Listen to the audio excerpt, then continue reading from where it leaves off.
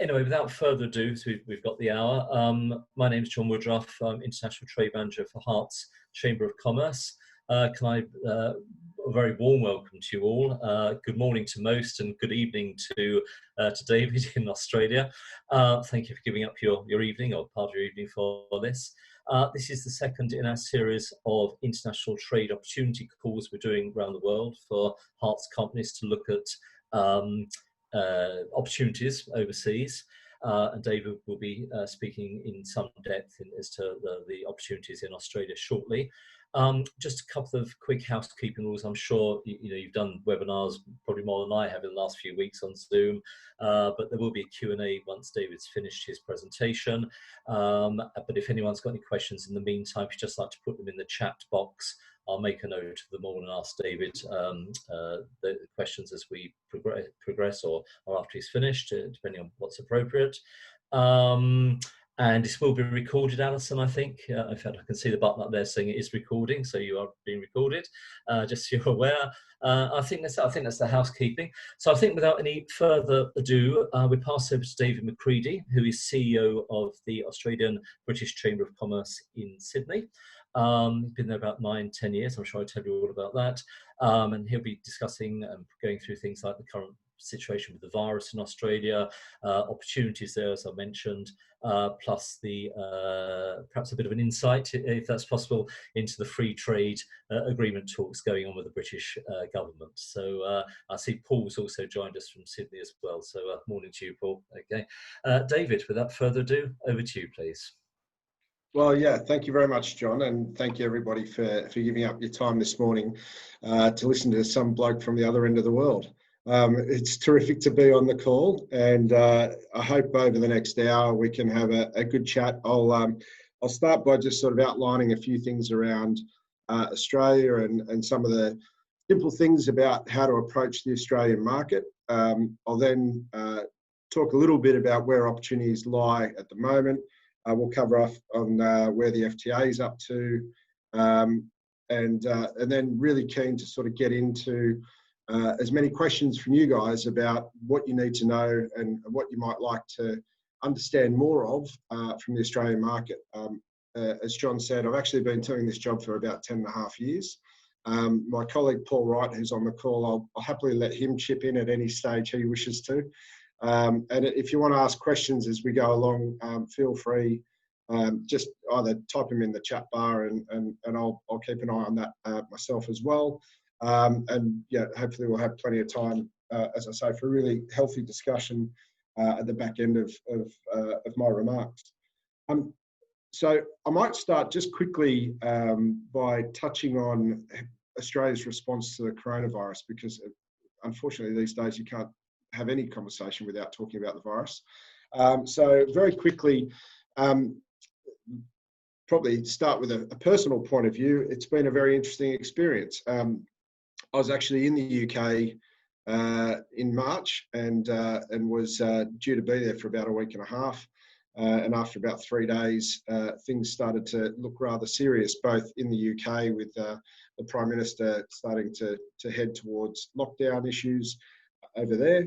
And similarly here in Australia, there was the Prime Minister initially asked people to self-isolate it when they returned from overseas for 2 weeks. Now a formal quarantine, so you land where you land and you are escorted to a quarantine hotel where you will remain in a room for 14 days. I was in the UK, as I am generally, quite frequently. In fact, I was meant to be there only last week, but clearly not possible these days. It was interesting.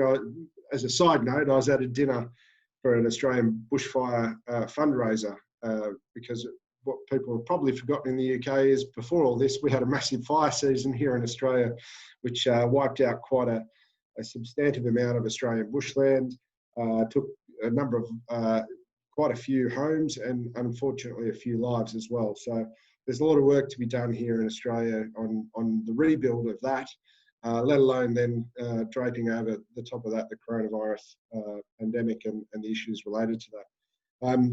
I was at a dinner at the Mansion House which was hosted by George Brandis, the Australian High Commissioner to the UK and the Lord Mayor of the City of London, with a special guest of Prince Charles, who I came home and a week later was sitting in my self-isolation when he popped up on the morning telly, morning breakfast show as having contracted COVID. So, you know, I was feeling really happy about the world at that point in time.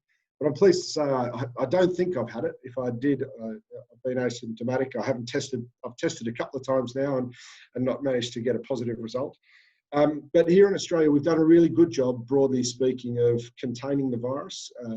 States like Queensland, South Australia, Western Australia, Tasmania, and the Northern Territory are relatively COVID-free, if not COVID-free altogether. The only cases that they've had in recent weeks has been from returning travellers, mainly Australians coming home, because there's basically no international travel. No Australian or permanent resident of Australia is allowed to leave, and we're only really welcoming in Australians coming home.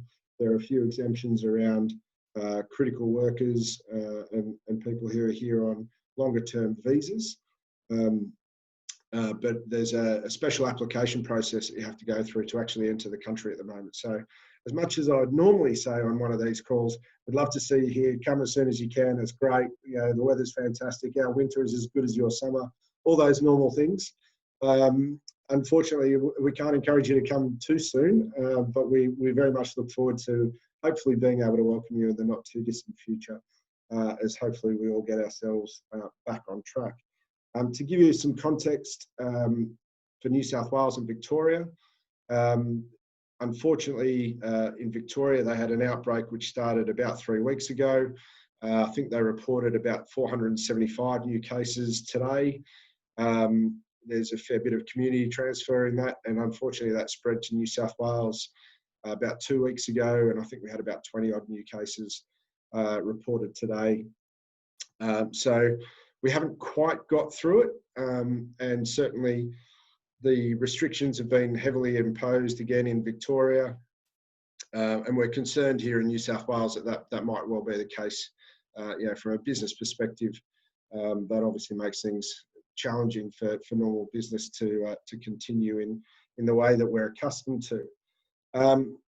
Having said all that, we've done reasonably well. The federal government, similar to the furlough scheme in the UK, has put together a program called JobKeeper, which is basically similar to your furloughing scheme, except our people are allowed to work. They get $1,500 a fortnight from the federal government to support them. Companies have to show a loss, a downturn of 30% year on year per month to receive that. But that's certainly helped in a lot of industries, keeping a lot of people on board and connected to their employer in the same way as the furlough scheme is intended to do in the UK. There are a number of other measures that the federal government have taken to support the economy. There's plenty of spending going on at the moment, and whilst Australia up until the pandemic had enjoyed 29 years of uninterrupted growth, that's all obviously come to a shuddering halt. We've certainly seen a contraction in the economy over the last 2 quarters. The official figures haven't come out yet, so we're still saying we're not technically in a recession yet, but we all know we really are. But it's interesting because having not been through a recession for a long period of time, we're now in a place where, to be honest, a lot of things that sometimes need a good crisis to be actioned are now sort of coming to the fore. So there's some good work being done around what we call the job seeker supplement at the moment, which is the unemployment benefits. We've obviously had quite a lot of people join the unemployment queues during the last few months. And there's been some other good initiatives that are good community building and economic activity in terms of putting more money into people's pockets to pay the bills, but also to get out there and spend a bit, particularly through online shopping, which is going to be relevant when I talk to you a little bit later. When we move on a little bit later to some of the practical tips that we can suggest. So I might leave the virus there. I'm going to share a few slides. I'm going to try really hard not to bore you all to death with death by PowerPoint and a million slides. So I hope. There we are. Is that perfect? Alison, can you give me a nod? Yeah, brilliant. Thanks, Sean. Okay, so first things first, what do you need to know about Australia and the UK? Well, firstly, Australia and the UK are very similar places. People like Paul, who's an expat, who's come over here, have found it pretty easy to assimilate into Australian culture. It's not that dissimilar. It's not exactly the same. Mind you, Paul would argue there are probably as many Liverpool fans in Australia as there are in the whole of Liverpool. We do have lots of similarities and commonalities, but it's not exactly the same. But there are many common systems. Obviously, the Australian parliamentary system is based on the Westminster parliamentary system. We have the same Queen. We both respect the rule of law, similar language. I hope you can understand me. And we have similar structures around our regulatory frameworks, our tax and company structures. We have a highly educated workforce. So there's lots of things that are very much the same between our two countries. So there's a sense really that if you've got, say, 70 million people in the UK roughly, and you've got sort of roughly 25 million people here in Australia, pretty much you can think of it almost as a 100 million person market. It's not so dissimilar that there's not opportunities here that you would find in the UK. Very much similar opportunities, very much similar sorts of things that we're interested in and want to work on together. So if the previous points weren't enough of a reason to come here, and I've already mentioned the weather, Australia is geographically the other end of the world. So, what better way to get away from your family for a while, but more importantly, to access the really strongly growing Asian region that we've seen in recent years. And that's not just China. Keep in mind, you've got South Korea, you've got places like Vietnam, Singapore, Myanmar, Indonesia on our doorstep, 180 million people. So there are significant markets right on our doorstep here, and we're in the right time zone to be able to engage with them really effectively on a day-to-day basis. In fact, I haven't updated this slide, but Indonesia became the latest country with which Australia has completed a free trade agreement, and that came into force about 2 weeks ago now. So not only is there a great opportunity here in Australia, but with our free trade agreements with other parts of the world, particularly in our own neighbourhood, there's an opportunity to come and invest here, to do business here, and then use this as a launch pad into those other regions, other countries in our region.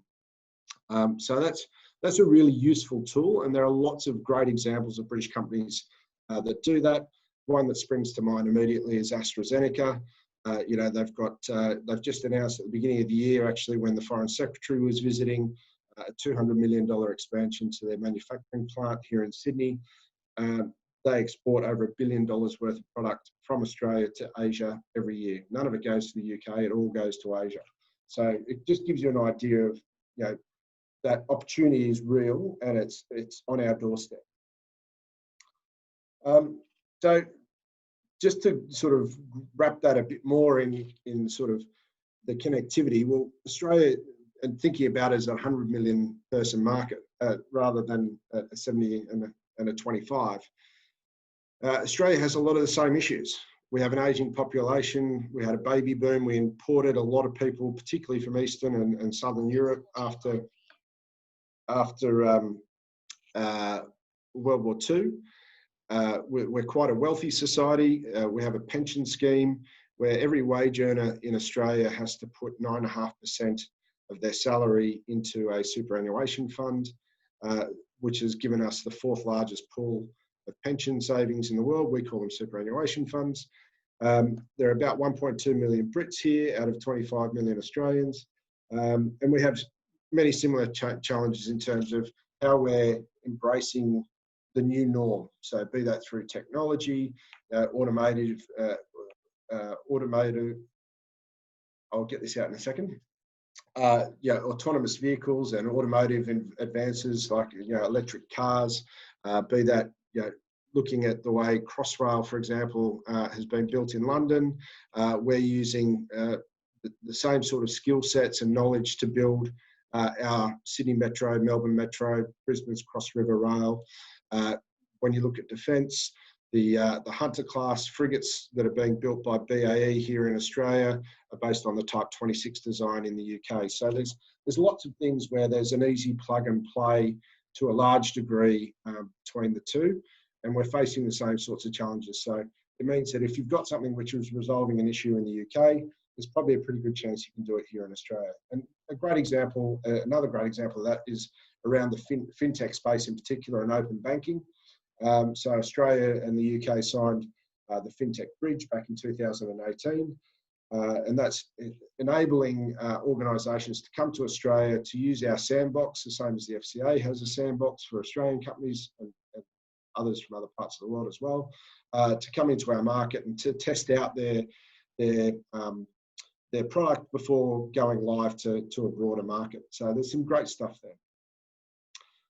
So what's the relationship that you're working into? And look, the numbers are there on the screen, and I won't sort of try and read everything out. I was saying, I think before the call, one of my favourite stats actually about UK investment in Australia is in the agricultural space, where Australia's largest foreign owner of agricultural assets is UK investors. And they actually own more land here in agricultural land here in Australia than there is actually agricultural land in the UK. If you've been to the Northern Territory, or if you've seen videos of it, a lot of it's just quite frankly red dirt with very little growing on it, but it's still agricultural land.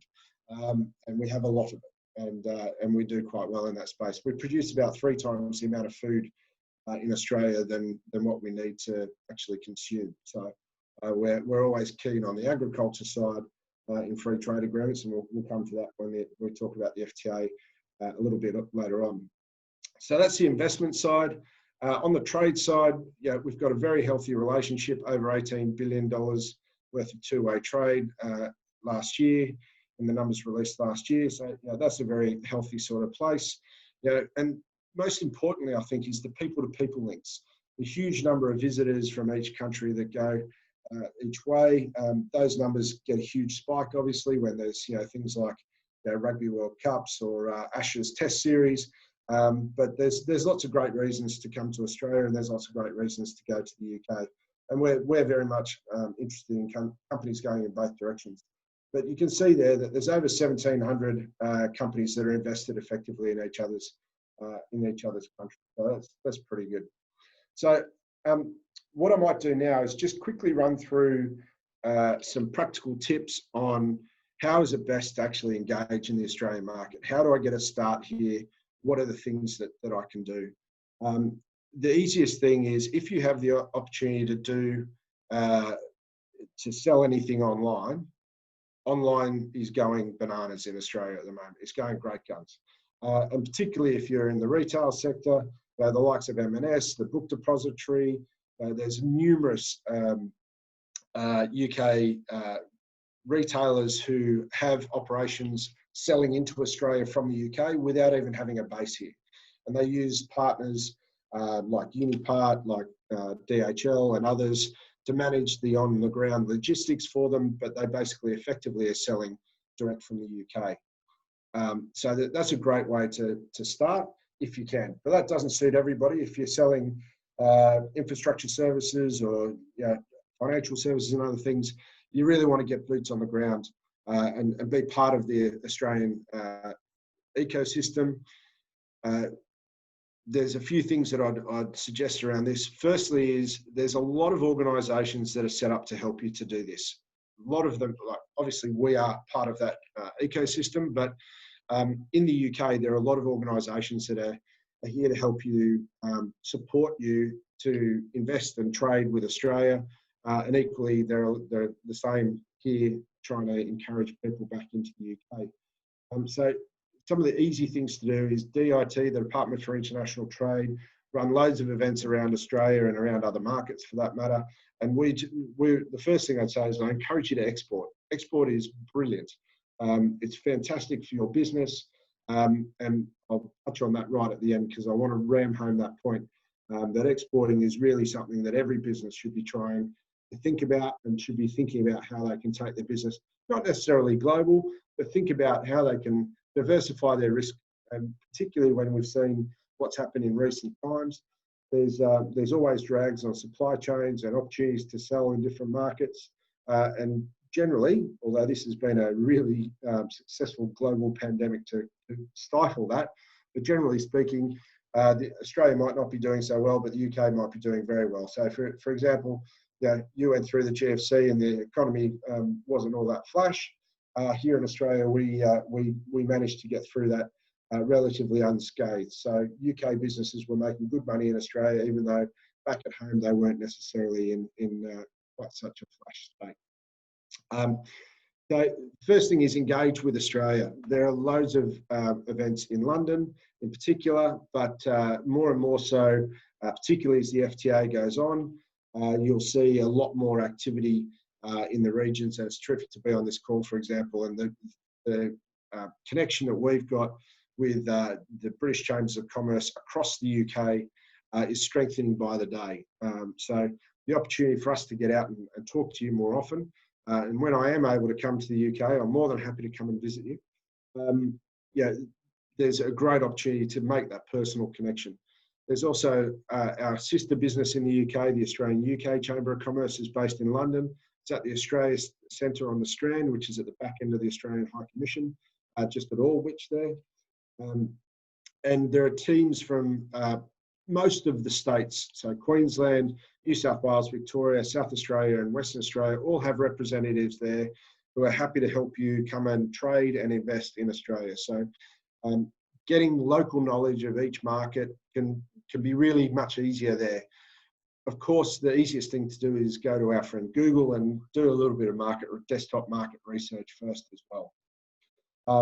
And then make sure that you utilise the knowledge that you have in your own network too. One of the things that I've found is quite surprising is the number of people that we introduce to people either in their own supply chain or who are in the same social groups and so on, who just don't know that their friend Bill or Jane is doing exporting to Australia or from here to the UK. There are lots of people doing stuff that don't necessarily register on the radar. So be aware of that and ask them for help, and make sure you build out a really strong initial hypothesis of your go-to-market strategy for Australia before you come. A good business plan underpinned by good research will help you enormously. And that may take some time. So be prepared to actually spend the time to do that and do it well. The other thing I'd say, and I'm not going to go through all of this, I'm happy to share the slides with you, but the other thing is to really, when you can, get here, be here, and don't just come once, come as many times as you can during that period that you're making the decision on whether you're just going to export or whether you're investing. Spend the time here, because what you'll find is Australians are very open, but if you turn up, disappear, and I don't see you for 2 or 3 years, I'll probably have forgotten what you're doing by the time you turn up again. So it's important that you make a couple of efforts to start building that momentum here. So it's no different than doing business with the guy down the street. If you only see them once every blue moon, you can't expect them to have you front of mind when they're thinking about where they're going to get their services or products in for their business. So you want to be front of mind. That means you need to come a couple of times to get that strength of relationship going. The great thing is you can always rip us about how great the cricket team's going or how badly the cricket team's going, etc., etc. You can talk about the great arts and culture and everything else that we have that we share. The other thing I'd say is Australians are far more direct than Brits. So if you have questions that you really need an answer for, ask. Don't be afraid to ask. You can put it politely. Look, I'm not sure I can ask you this, but go for it. The reality is that most Australians are pretty upfront and direct. If we don't think it's a goer, most Australians will tell you pretty shortly that, look, I just don't see how that could work for us. We're not really interested in hanging around with people who aren't going to get us somewhere to the next step. We want people who are going to take action. So be committed, come a couple of times, ask the direct question, and get yourself comfortable with what you're buying into. And that's just sort of, as I say, repeat visits there. The other thing then is to consider how you set yourself up in Australia, and there's some stuff that you need to do around legal advice to make sure you're setting up the company in the right structure in terms of a branch, subsidiary, particularly when you start talking about regulated industries, particularly in financial services. But there's lots of stuff that we can help you on there.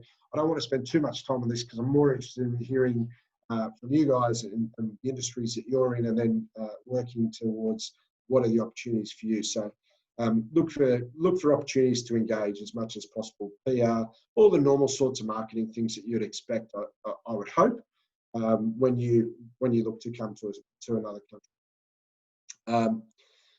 And then once you're here, come and join us. Be a member of the Australian British Chamber of Commerce. Really great way to get out. My colleague Paul knows 24.99 million of the Australians, the people who live in Australia, or close to that number. And between us, we do a pretty good job of knowing pretty much everybody that you might want to meet. And if we don't know them, quite frankly, the opportunity for us to meet them so that we can introduce them to you is a great reason for us to talk to them too. So we're always keen to reach out and support our network. And our network is always keen to support people who are trying to do business here in Australia. And that's true in our membership. We have Australian businesses that have gone to the UK. We have UK businesses that operate here. We have Australian businesses that are just looking to work with British companies once they're here. We have other multinationals that have an interest in the trade route between Australia and the UK. So there's lots of different avenues for you to explore with us and with others, and we're always happy to help connect you with all of those. So that last slide that I wanted to drum home that point with was, here are the things that are well researched and well documented. Companies that export generally have higher revenues, higher profits, they pay higher wages, and they're more stable and less susceptible to economic downturns than companies that don't.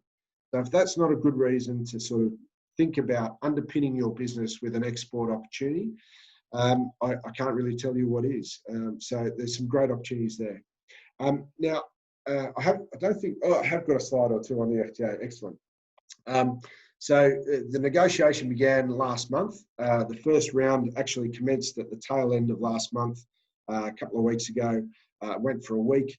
The outcomes, obviously, after the first round are far from clear at this stage, but the opportunity to improve market access is real.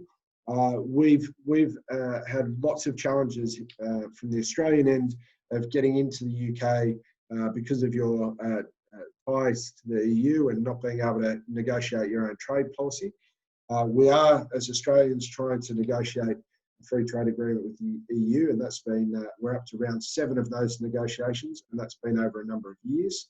The political appetite, both between Australia and the UK, which was re-emphasised last night on a call we had with Don Glenn, the Economic Secretary in the UK, or Economic Secretary to the Treasury, and Minister Hume here in Australia, with the Lord Mayor of the City of London, was very much about that political ambition to really get a real deal that's going to make a difference.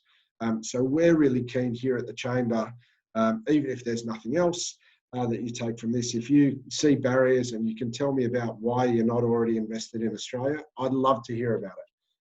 And on my last slide, I've got some contact details. So just send any of those thoughts to policy@britishchamber.com. You can contact us through the abcc@britishchamber.com email.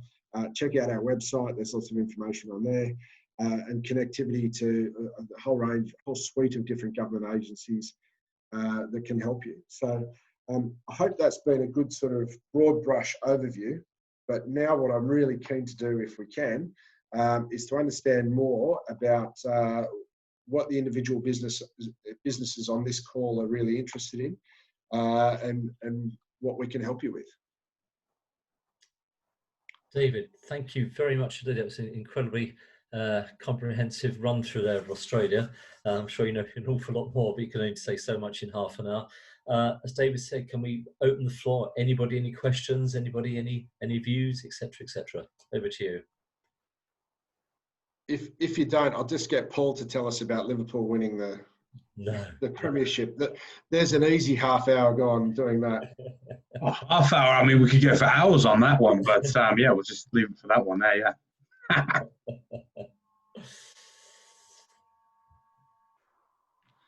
Yeah, evening. It's Tim Skelton. So I'm a UK-based financial advisor, but I'm currently in Sydney actually. So I moved here 6 months ago. So a bit like you, David, I'm stuck here. So I was my plan was to be flying backwards and forwards to London, but at the moment it's been curtailed.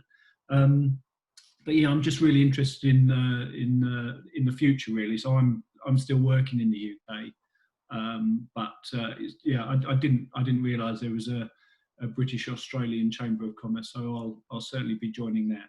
So Brilliant.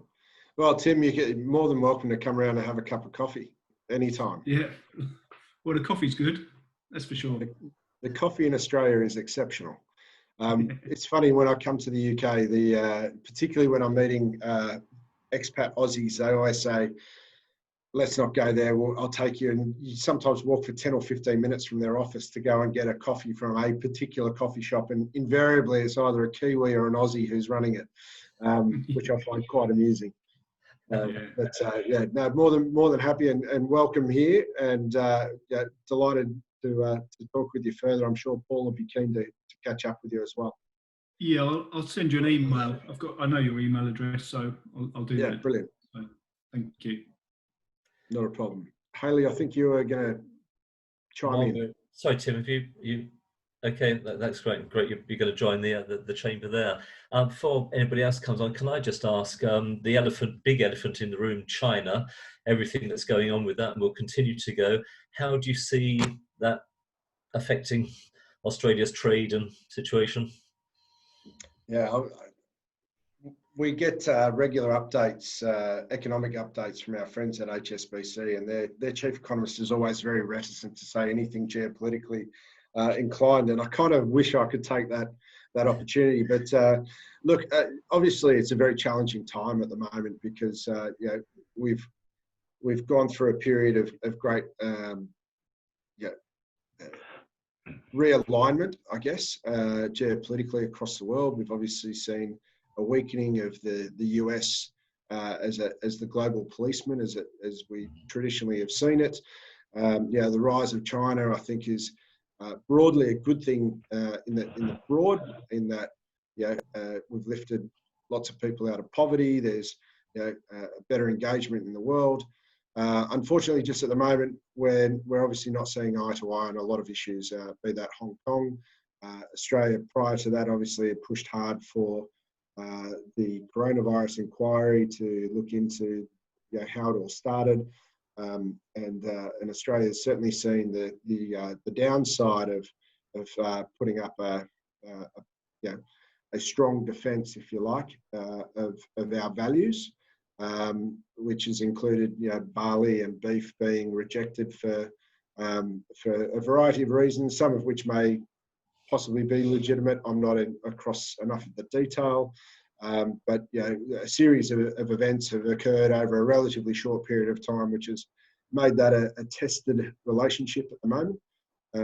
Be that the South China Sea, going back a while. I mean, that's still an issue, but that was one of the starting issues, if you like. Then we've seen issues around Chinese steel being dumped in Australia. We've seen issues around obviously Hong Kong in more recent times. Obviously the pandemic, which I mentioned. How do I see that playing out medium to long term? Well, I wish I had a crystal ball that was that good, to be honest. From an Australian point of view, it's interesting to note that iron ore and coal and a number of other key exports from Australia into China have escaped any sort of punishment, if you like, or change in terms of their acceptance into China. I think we'd like to think that we still have a reasonably good relationship with them, despite it being very much tested at the moment.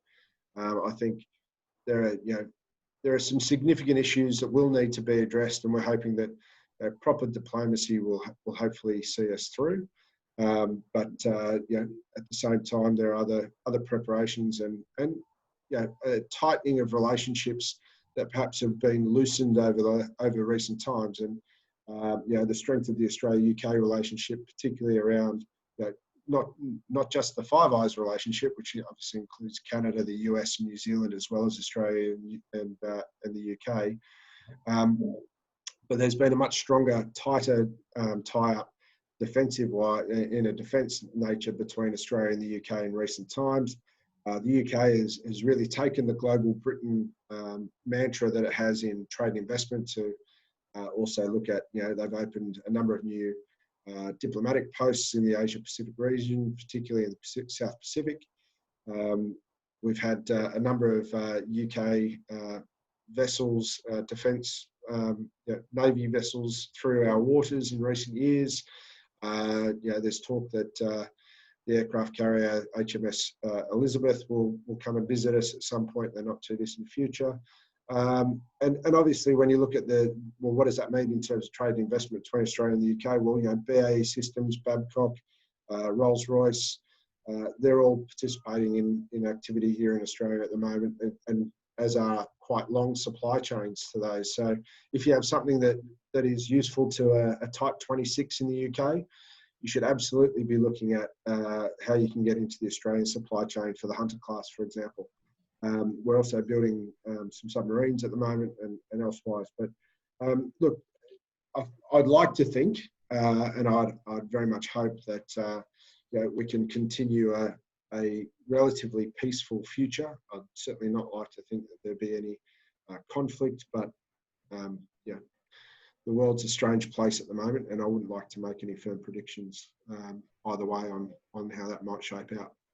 Yeah. No, thank you for a very, very diplomatic answer, but very well put, but a very difficult one we'll be, I think, focusing on for many years to come. From Peter Jenkin, I work as an export consultant for a wide variety of UK companies. Oh, it's gone off. Oh, sorry, dropped down.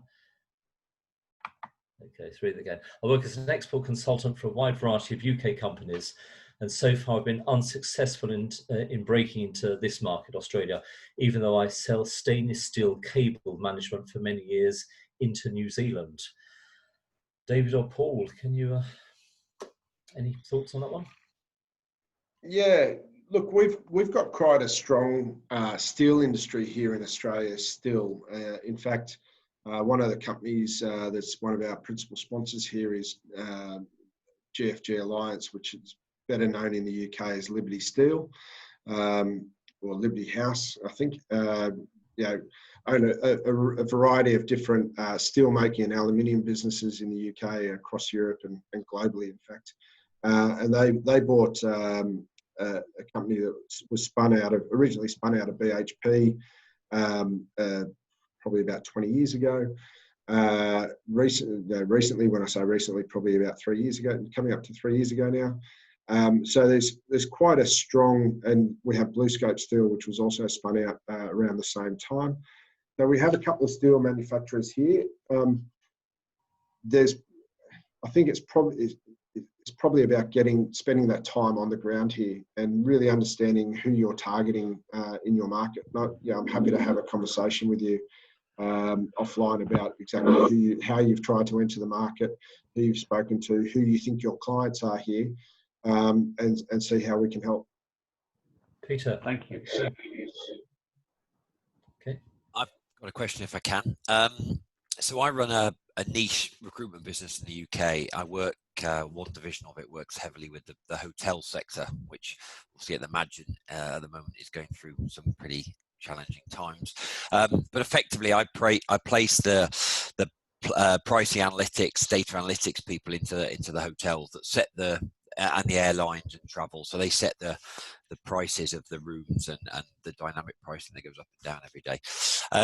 And we've done quite a lot of work in Europe. We're based in the UK, done quite a lot in Europe, done a bit in the Middle East, and I haven't ever really tried to do anything in Australia predominantly because I've tried to stay away from working at 9, 10, 11 o'clock at night to do it. But I think we're getting to a point where it seems to make sense. And we know our target market because effectively it's the hotel sector and then a few airlines and bits and bobs on the end. But I guess my non-understanding at the moment is in the UK, no events are really happening. Across Europe, there's not that many events happening. How are things looking in Oz in terms of trade shows and that sort of thing for the hotel world?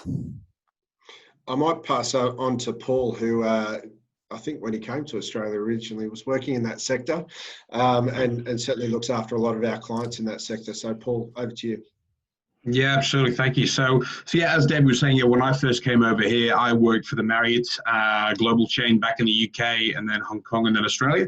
And then from hotels, I actually went into airlines as well. So it's still a key industry that I do a lot of work in. And I'd say here in Australia, we're still very much in the same boat as yourselves back in the UK.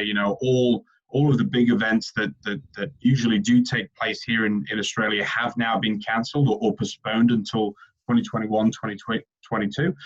However, with Australia, what you'll find is that each state is very different. And that was going to be another comment I was going to suggest that maybe we talk about, because of the fact that, Australia, when I first came here, 13 years ago, I guess I really didn't comprehend the sheer size of Australia, how, the UK can fit into Australia, I think 58 times or something like that, which is ridiculous. But what we've found is that in Perth right now, they are now actually starting to do events again. Melbourne, Victoria, they've gone through a second wave, so now they've gone into a second lockdown, which is great. Queensland's doing very well. South Australia is doing pretty well. New South Wales, we're managing our own, but unfortunately, we might go into a second lockdown. We're not sure yet. So yeah, it is very dependent on the states. But what I would say is in the hotel industry, very similar again to the UK, we still have all the major brands that are here. It's great to work with those brands here as well. There are still a lot of independent brands at the same time. And then with the airlines, there's only realistically 2 domestic airlines here in Australia, being the Qantas Group and Virgin Australia. But then we still have all the international brands as well. But that sector that you particularly work in, my wife actually works in that sector, so I know how valuable it is. And I'd say, I personally feel that could be it could do very well here as well, because at the moment it is a lot of just on-site revenue management teams, whereas I think with your particular skill set, I think there could be some fantastic opportunities. Interesting. Thank you. Yeah. Thank you for that. So I've got a question from Hayley, but Paul, just picking up on the Virgin one, is Virgin Blue still operating? When I was last in Australia last year, it seemed to be on the brink of collapsing. There's all sorts of talk. Is it still there? Yeah, so Virgin Blue was around for quite a while. So that was obviously born in Queensland. When I first started working for the Virgin Group, it was right when they made that move from Virgin Blue to Virgin Australia. So Virgin Blue at the time was the low-cost carrier here for Australia, similar to Jetstar.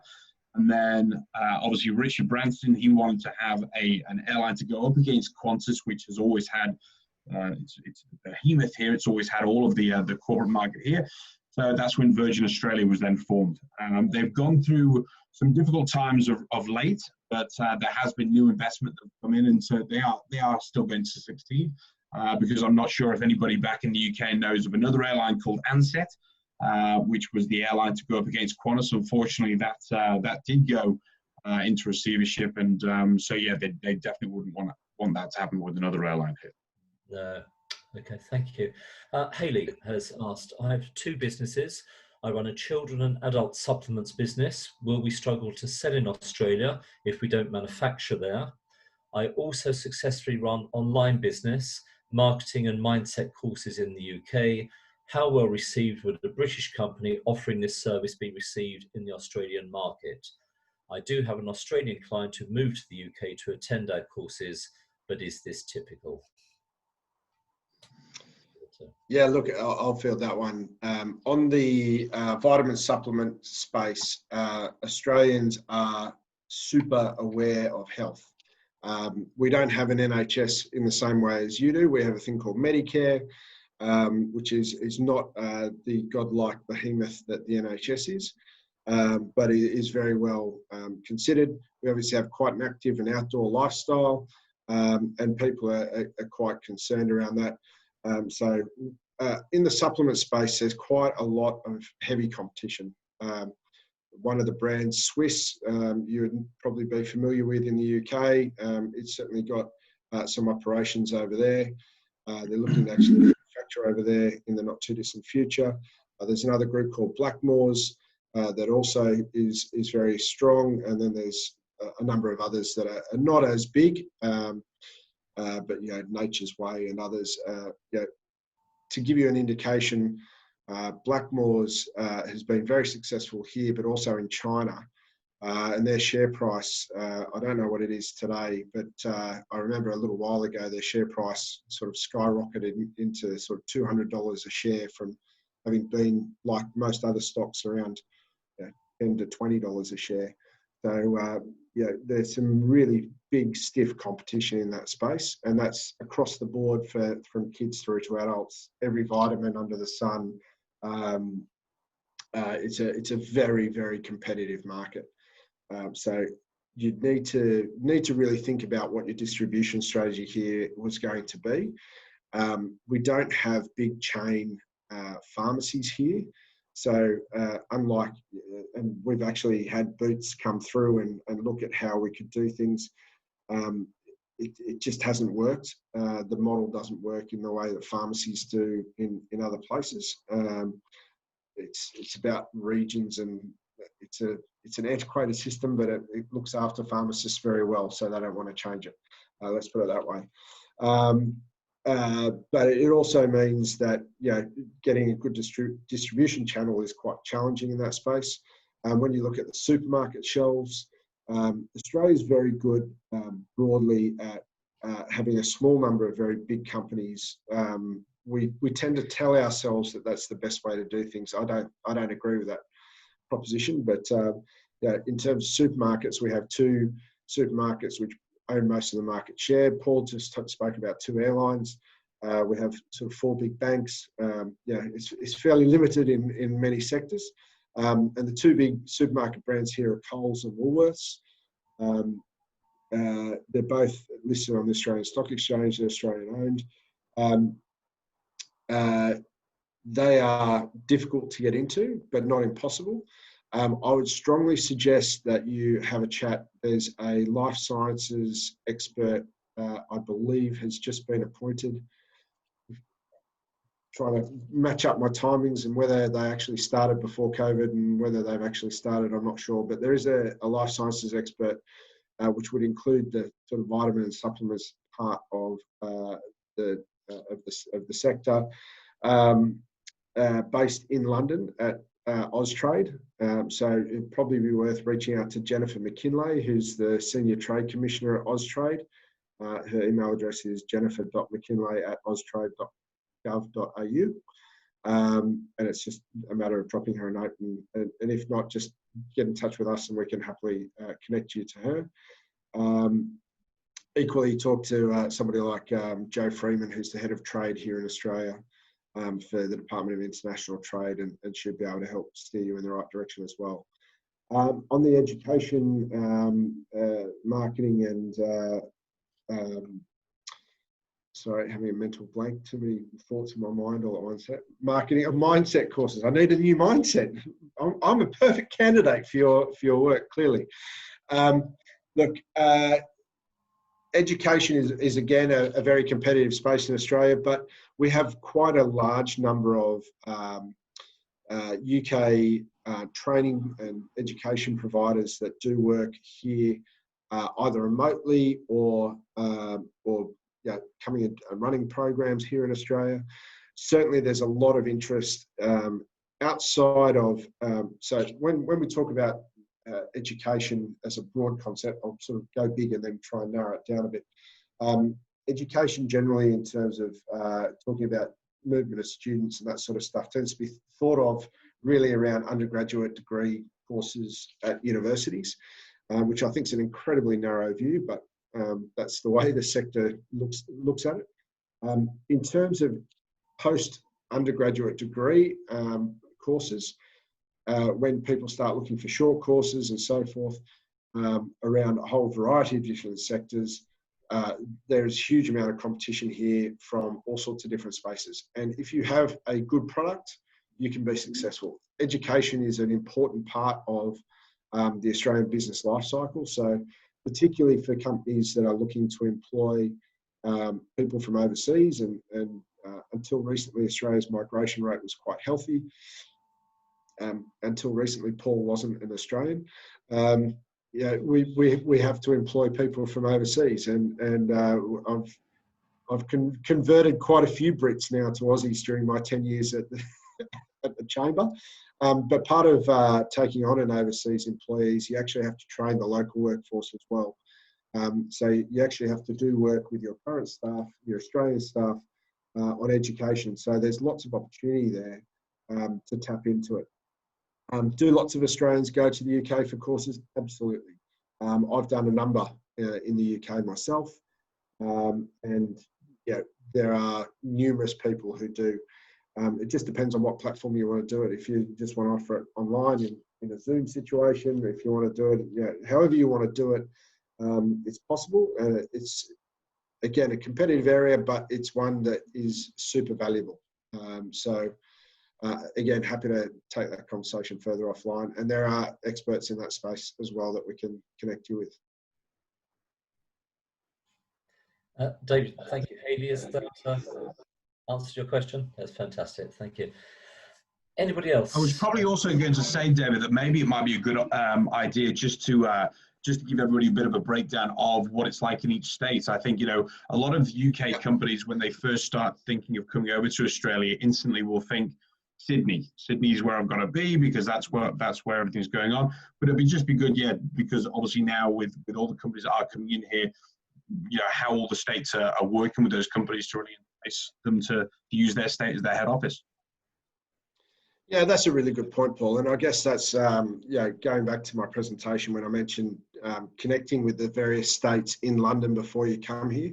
The great thing about Australia is, whilst we are very much one team Australia at first, as soon as you start saying you're thinking of investing or coming here, the states will fight tooth and nail to get your business to be in their state.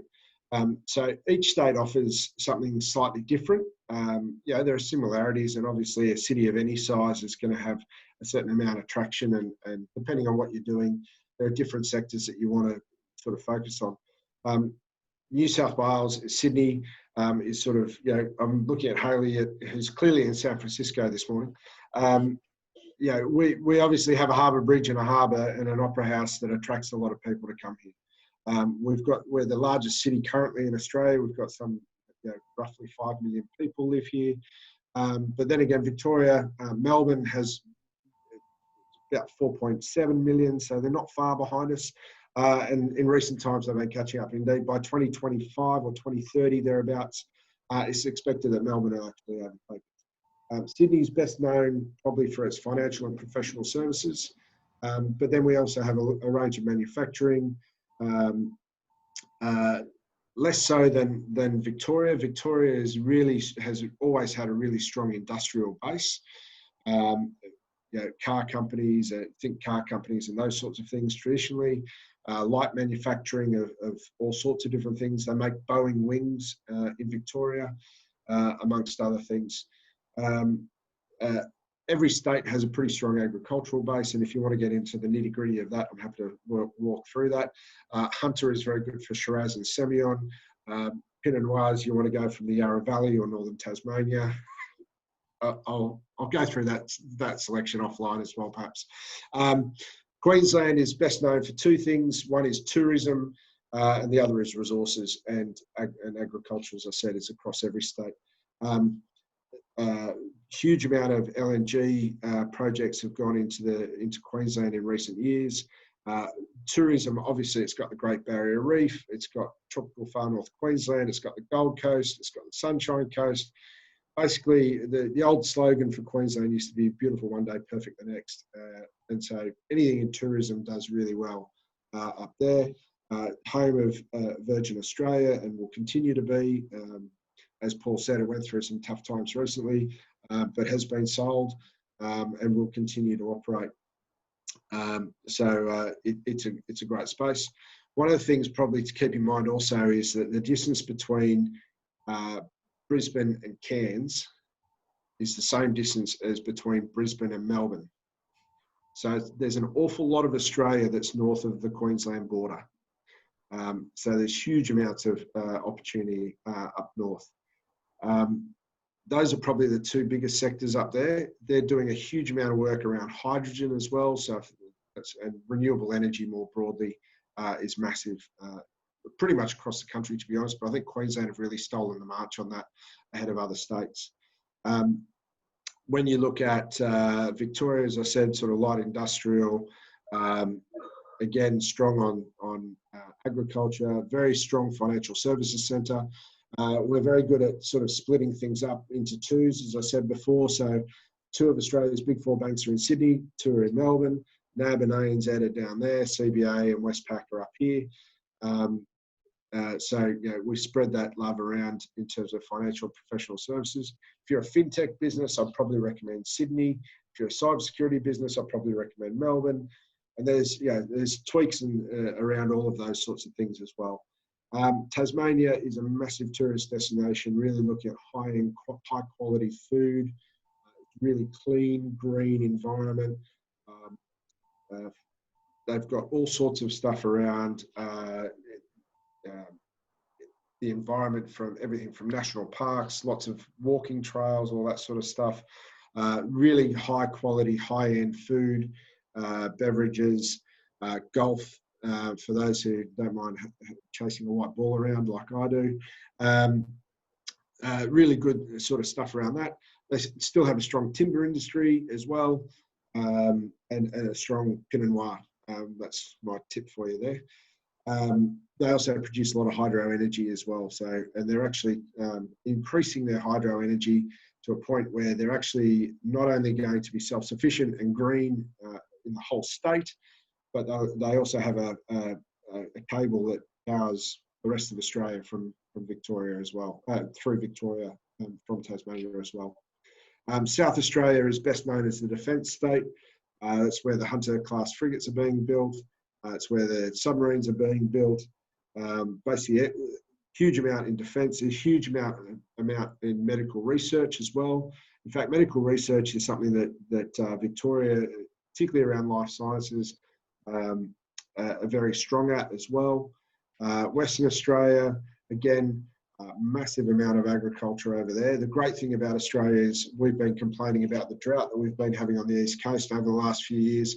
And it's always refreshing to get off the plane in Perth, pick up the West Australian newspaper and see that they're having a bumper grain harvest this year.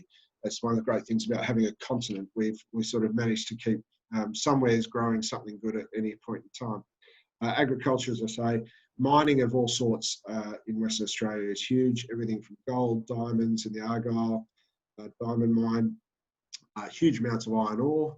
And then offshore, there's a lot of oil and gas, and there's a lot of connectivity between companies like BP and Shell, particularly from the UK point of view, heavily invested in operations off what we call the northwest shelf of Australia, particularly looking at LNG at the moment. We have a lot of lithium deposits as well. We've got rare earths, so we're very keen on driving a battery opportunity in the future through here, and particularly if that ties in with the UK's move towards electric vehicles and renewable energy as well, then we hope there's some good synergies to have there. And they're also very keen on space, as are South Australia. Well, everywhere is trying to get into the space game nowadays. But those two states have probably stolen the march a bit. The Square Kilometre Array, which is a huge science project, space project, is based in Western Australia. So as you can see, there's sort of sectors that are more specific to various geographies. To be honest, it's simply a matter of having some conversations with each state about what they think, and then also come and sense check that with us, because we'll tell you whether we think that. We'll be happy to be frank in our advice about whether or not it's the best geography for you.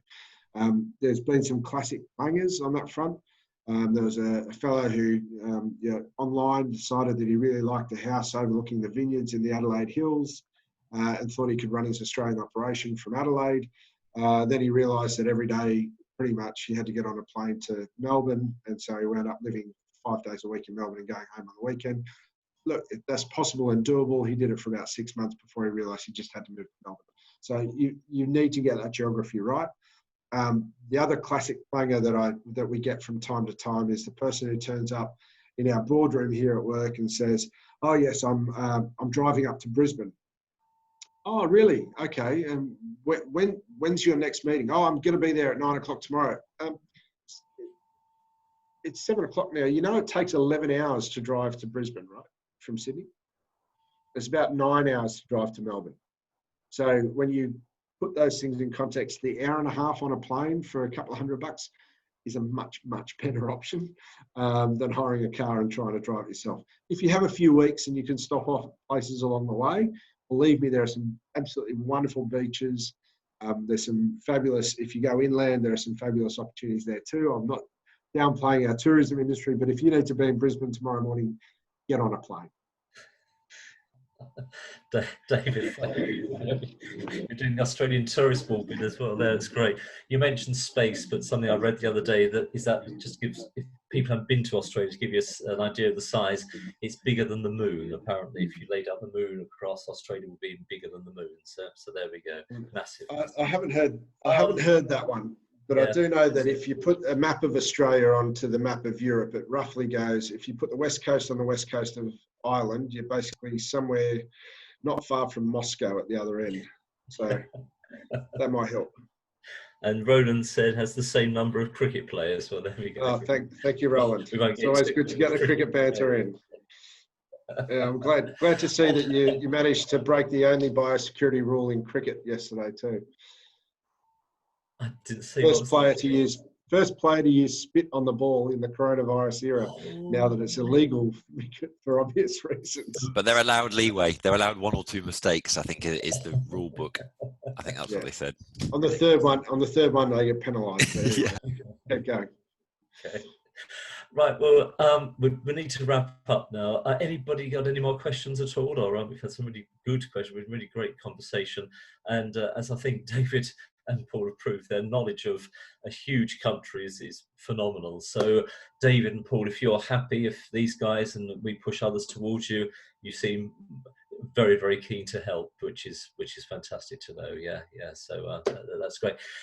What about the slides? Would you be able to send them through to Alison, or we can send them out to people? Yeah, sure. Yeah, fantastic. Yeah, not a problem. Good. Thank you. David and Paul, thank you so much. David, for the fantastic presentation. David and Paul for giving up quite a chunk of your evening, which is much appreciated here.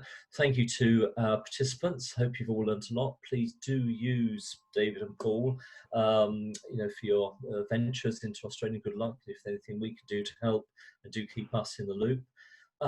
If no one else has got anything to add, we'll say good day from here and good night to you guys over 10,000 miles away, and all the very best to you all, and happy hunting. And to copy what you just said, David, you've got to export. So come on, Hertfordshire, let's get exporting. Okay. Absolutely. Yeah.